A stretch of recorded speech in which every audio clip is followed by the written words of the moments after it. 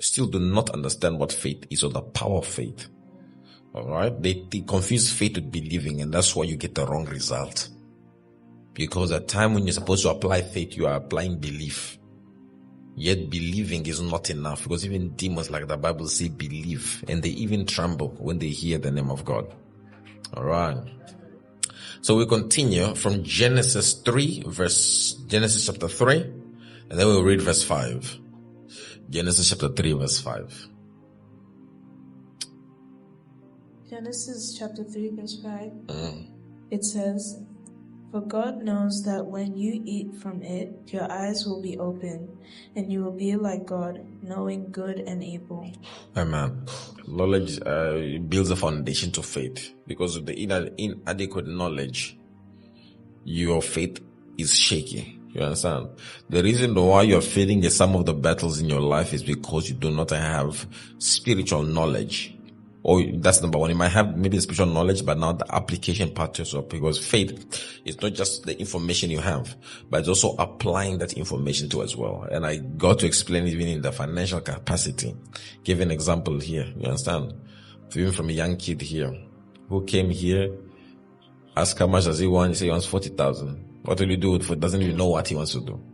Which is a reflection of a lot of Christians when they're praying. You don't know what you're saying.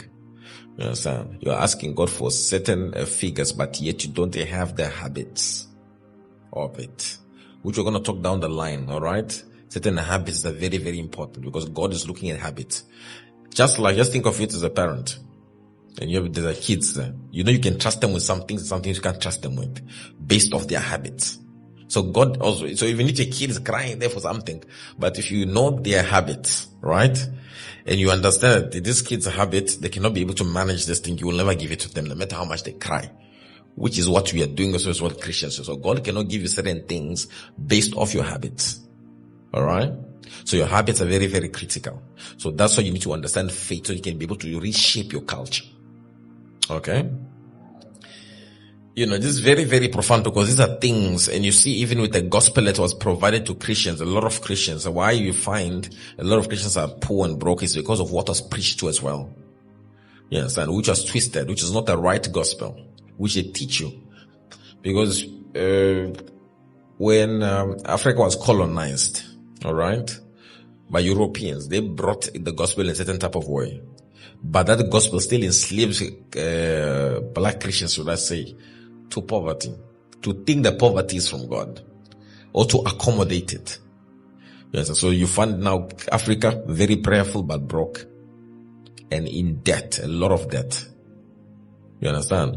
Why? Because not the right information was given to them. So this is what we need to be able to give it this, so we can liberate a certain slave mindset in the bloodline. All right.